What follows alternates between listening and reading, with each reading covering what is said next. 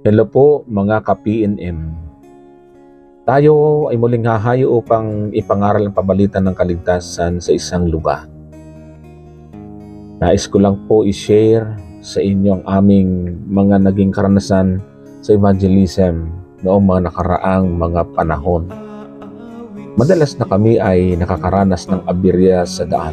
Minsan, napupudpod ang brake, nasisira ang aircon, electrical, at ibang bahagi ng sasakyan. Minsan na po natin naranasan ang mamatayan at mag-overheat ang sasakyan sa isang expressway sa Tiplex, kung saan nauwi sa overhaul ang ating dating van na ginagamit. Subalit, palaging may paraan ang Diyos. Bagaman malaking pera ang aming ginastos, subalit kailanman ay hindi nagpabaya ang Panginoon. Meron siyang mga taong ginamit upang tulungan ang ministry na may paayos ang sasakyan. Salamat sa Panginoon at palagi siyang nariyan.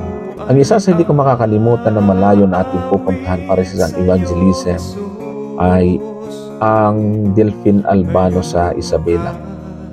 Hindi kayang tumakbo dahil nagkakaproblema na po yung kanyang takbo pag nagsisip ng clutch. Hanggang sa nang ipa-check up natin, ito ay sira na po ang kanyang flywheel.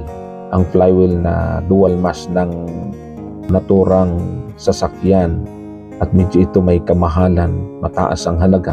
At dahil sa ilang araw na lang ay aalis na kami, prenesyuhan po kami ng mataas ng isang kilalang auto shop. At hanggang sa dahil hindi na nga may kabit ang tinanggal, ay umabot yung estimate para sa mabilisang order ay sa kanila na rin tayo bumili. Umabot ito ng 111,000. Nanlumo kami, wala nang pag-asang matuloy ang ministry.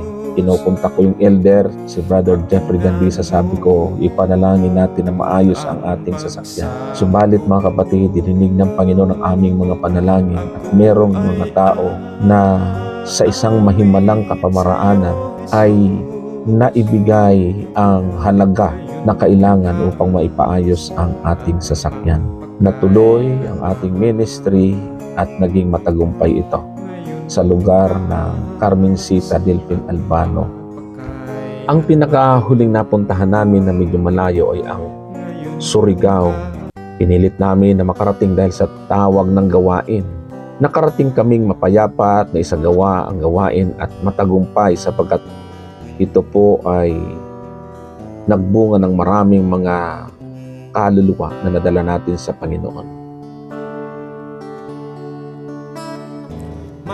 Pag-asa ka ba, aking kaibigan, sa iyong problema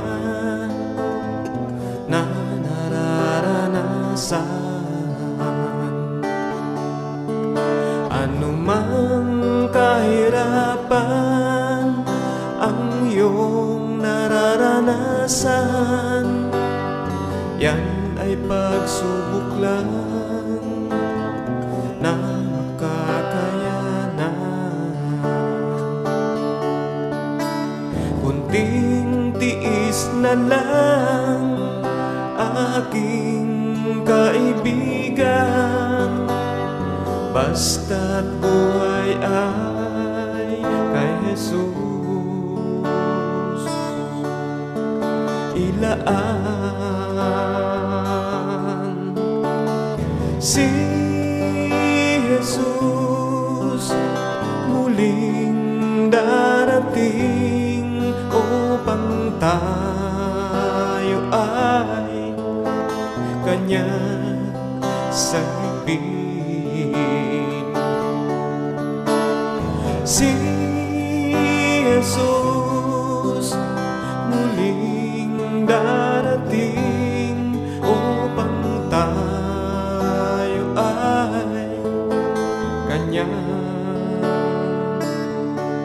makapiling.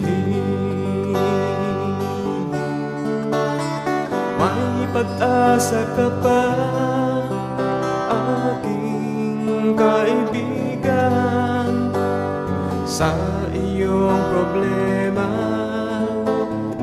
na nararanasan. Huwag ka lang susuko, aking kaibigan, pagkat buhay ay mayroong kalutasan. Si Jesus muling darating upang tayo ay Kanyang sagipin. Si Jesus muling darating upang tayo ay Kanyang makapiling.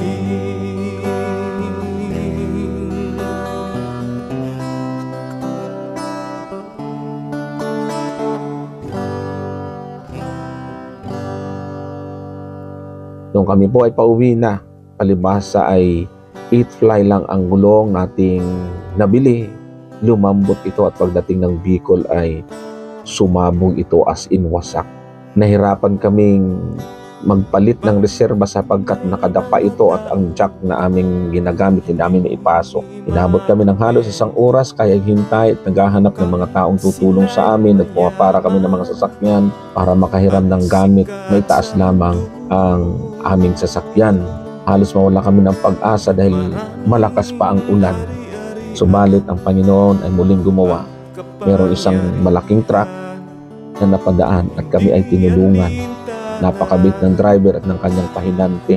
Sila pa yung nagpalit at halos ayaw pang tanggapin ang munting halaga na ating ibinigay sa kanila, pangkain man lang, pang merienda. Purihan ng Panginoon, napakabuti po niya. Gumagamit siya ng mga tao para tugunan ang ating panalangin. Kaya naman ngayon sa ating susunod na pupuntahan, ang lugar ng Southern Luzon Mission ay pinilit po natin na makapag-provide ng mabuting gulong sapagkat hindi nakakayanin. Kaya tayo po ay nanahi at alam namin na ito lang ang tanging paraan para makapagpalit kami ng gulong. Mahirap naman manghingi ng pambili sa kung kani-kanino sapagkat ito naman ay ating sasakyan at tayong gumagamit. Ang aking asawa ay naranasan niya pong mabaga ang kanyang paa sapagkat ating gabi natutulog, gigising ng alas 3 para manahi at matapos bago umalis ang aming bago kami umalis papunta sa Bicol. Sa tulong ng Panginoon, natapos natin ang tahi at nakabili tayo ng gulong. Kaya atin po itong pinapalitan, pinawheel balance, at nung atin na po itong dinala para i-align, ay muli isang problema ang natuklasan. Umaalog na po yung gulong, ibig sabihin sira na yung tie rod at yung rock end niya. Sa modelo ng ating sasakyan, medyo may kamahalan ito. Balit wala tayong magagawa sapagkat kailangan at ilang araw na lang ay aalis na tayo. Salamat na lang at binigyan tayo ng discount ng may-ari ng tindahan ng gulong sapagkat siya po isang kapatiran. At sa tulong naman ng ating kapatid na mekaniko, yung 1.5 na labor ay naging 700 na lang. Napakabuti ng Panginoon sapagkat sa lahat ng problema mayroon siyang maraming kaparaan.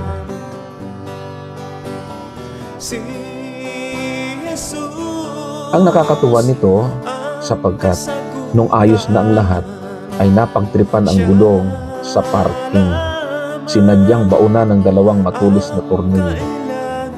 Bakit ko nasabi na sinadya? Sapagkat nakita po natin na yung tornilyo ay nakausli at walang kagalos-galos, palatandaan na lumapat ito sa simento o na natusok ito sa daan. Dapat ay may gas-gas o may galos yung ulo ng tornilyo. Balit kahit katiting ay wala. Ibig sabihin, noong gabi ay ibinaon ito.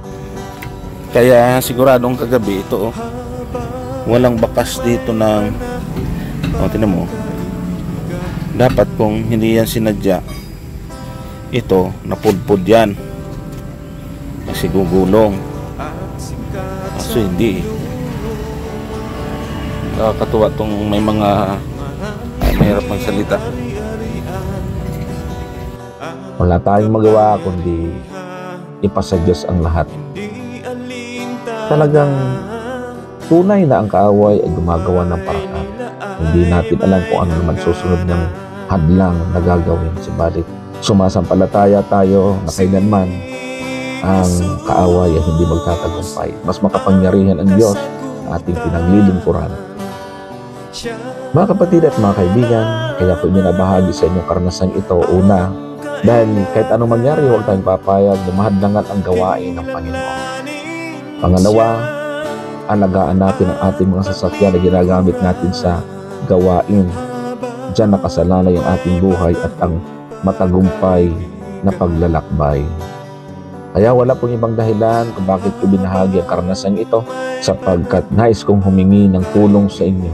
Walang ibang tulong kundi ang inyong mga panalangin. Madalas na kayo ay nagpapadala ng inyong mga prayer request, subalit sa totoo lang, kami naman ay nangangailangan din ito.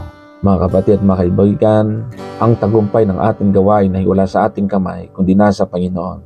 Aming hinihiling, please, ipanalangin po ninyo kami. Maraming salamat po.